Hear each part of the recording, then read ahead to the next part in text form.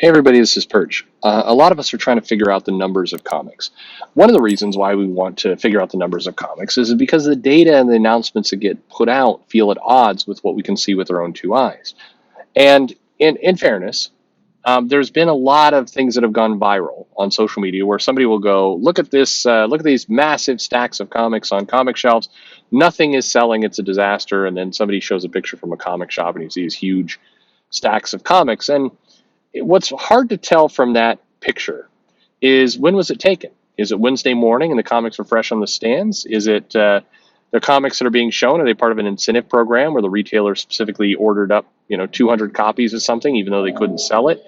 Is this an idiot retailer who's just putting everything on the stands all at the very beginning, and thus making his own problem by making something that looks visually weird?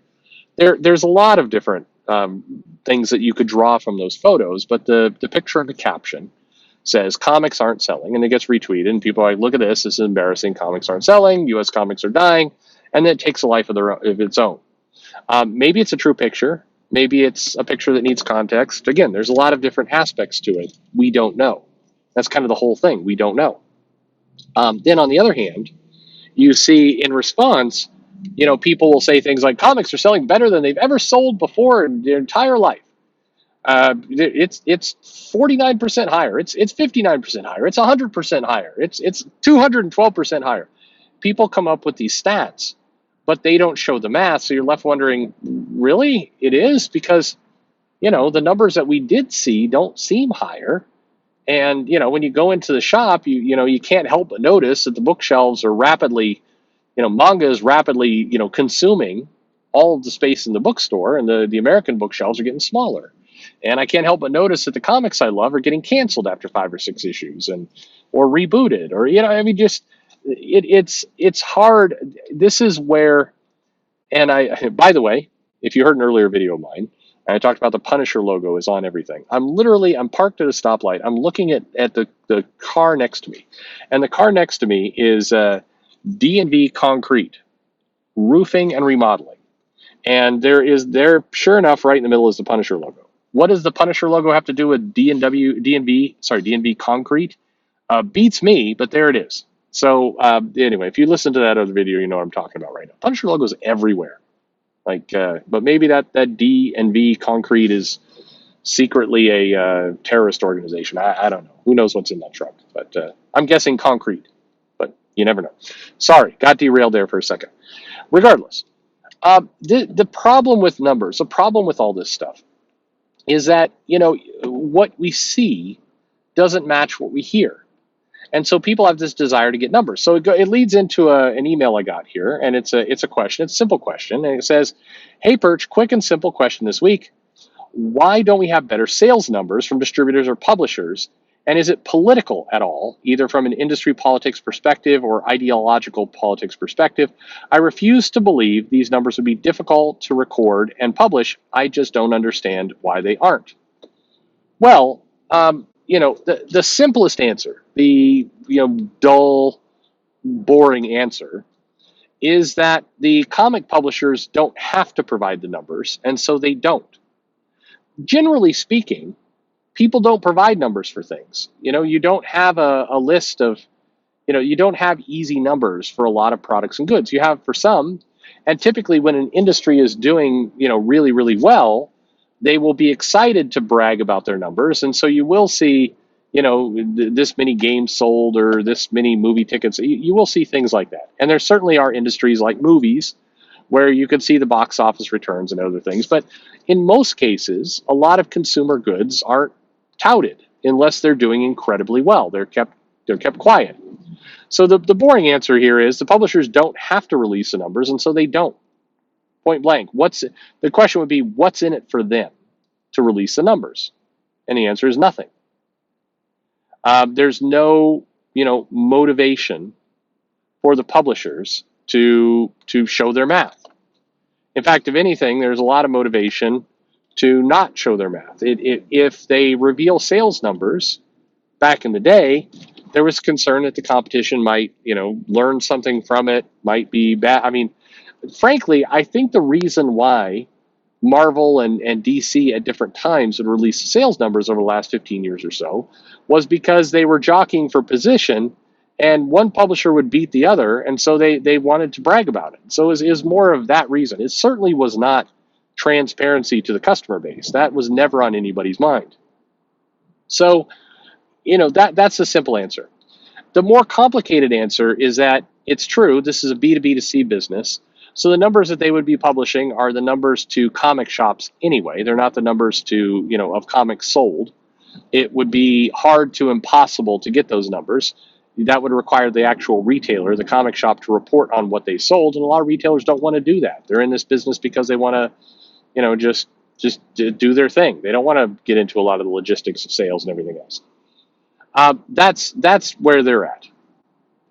So those are kind of boring answers. Do I think it's politics? I don't think politics plays into it. I think that there's this idea that the comic publishers are promoting left-wing ideology and they know it won't sell, so they don't want to have the numbers out there. That's honestly, it's not about the ideology. Now, I do agree that I think in many cases comic publishers do not want to show that several of their efforts, left-wing or otherwise, are not working.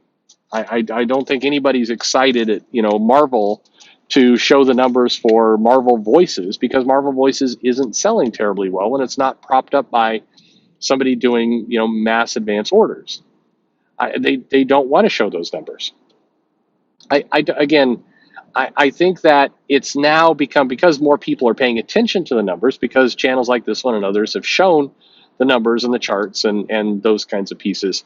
I think that there are, that there's at least some trepidation on the part of the publishers to actually publish anything numbers wise, because they don't want to put that math out there. And when DC, went away from Diamond and went with Lunar, that was the opportunity for, I think, a lot of the publishers to say, let's just stop this. Let's stop putting out the transparency we're putting out there. And so now we're left with Comic Hub numbers, which are, okay. But I mean, again, this goes back to the evidence in front of your face. If you want to track how some of these efforts are doing, you can go to your comic shop. You can kind of just look and see what's sticking around, what's getting canceled. One of the best sources for data, because you can actually get some numbers out of it, is go to Amazon. Look at what's selling. Look at the trades. Last time I looked, there were no X books, including House of X Powers of 10, in the trade section for the top 100 books. None. The Hellfire Gala was up there for like a week when it was first launched, and then it disappeared. So, you could say, well, that's just one data point. You're right. But as it turns out, Amazon is a pretty big data point. A lot of stuff gets sold through Amazon. Yes, it's true. Maybe nothing is selling through Amazon, but all the independent bookstores or the brick and mortar stores that are not working with Amazon it's selling gangbusters there. That's why Barnes and Noble has 50 shelves to U.S. graphic novels, but they don't have that. So, I mean, we kind of know the answer. It irritates me, to your specific question, why we don't have precise numbers.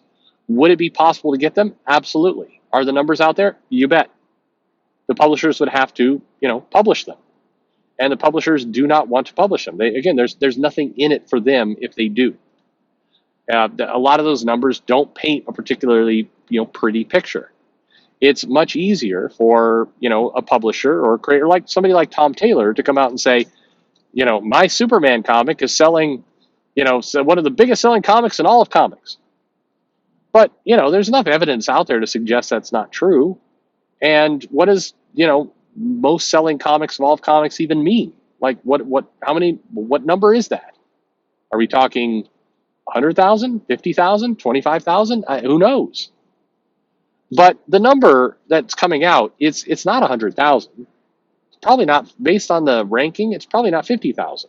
Maybe for that one issue where he came out, but overall, it's not great. I mean, when we were getting mostly reliable numbers, very few comics were cracking 100,000. Very few. And the ones that were propped up with a relaunch, reboot, variant covers, and the like. You weren't getting a lot of other stuff up there. So, the reality is the numbers are soft. They're low. And so you might say to yourself, well, wait a minute, why then does, Heidi McDonald and The Beat and others keep talking about how comic sales are up and everything's going great? Well, I don't know is the answer to that. I don't know where they're coming to that conclusion. I choose to believe that they're not lying outright, but I do believe they're adding a bunch of things into that mix. They're adding in manga and they're adding in a variety of pieces into that picture in order to make it look stronger. I think if you did a true apples to apples comparison year after year, I don't know that it would look like this. But again, maybe I'm wrong, but the data we've seen from the publishers, what you could see with your own two eyes on Amazon and other places, suggests that things are soft. Some people take it to extremes and they're like, well, comics aren't even selling like 100 copies. No, they're definitely selling more than 100 copies. And it's all relative. The loss of the newsstand, the loss of a lot of these other elements have made that the comic numbers are smaller than they used to be. And that's a shame. And, we should try and fix that problem. It strikes me, though, that the main effort that goes on at comics today, when I say comics, I mean the publishers, the news agencies, it feels like more people are concerned with making the picture look like things are going well, as opposed to coming up with strategies as to how it can actually be well. Right now it's more important to own the chuds than to, maybe fix the problem. Again, I'm sure I'm wrong about that, but that's how it feels. I see a lot more kind of mental gymnastics going into how we, carve up the numbers to look a certain way, to paint a certain picture, so we could basically refute somebody's video that says that comic books are failing. And, I guess my response to that is, if comic books are doing great, why do you care? Ignore all those videos, ignore all those people taking shots at you. Just ignore them. Comics are doing great. Go home, sleep with your millions, roll around in money. If comics are doing bad, again, ignore all those people and focus on how to make money. Like, you focus on how to be warm at night. Focus on how you fix that picture. Every minute, every second that you're investing into, owning the chuds that are saying things are bad is a second you're not spending making your situation better. You should be doing that. Most likely, though, and this is kind of the unfortunate middle, comic books aren't on their deathbed.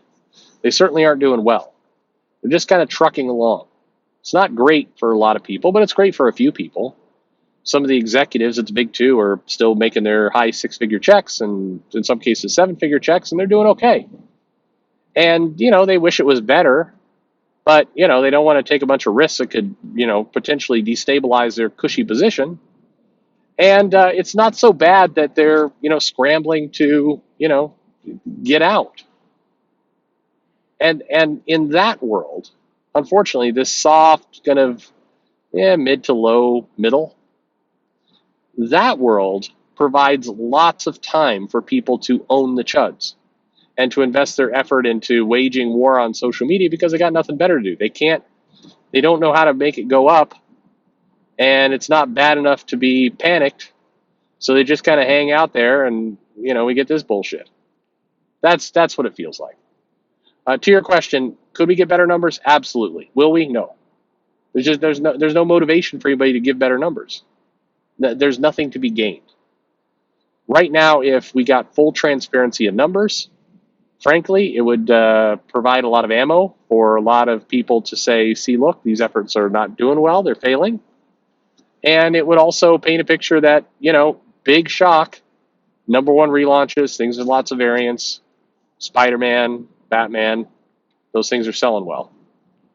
And that's what the picture tells you. That's what we would get. It would be a very boring, very predictable picture. I mean, again, the reality is we all know the answer to this. We all know what this picture looks like. We don't know the specifics, and that drives me crazy like it drives you crazy, but we all know in the end what's going on. Let me know your thoughts, and thanks for listening.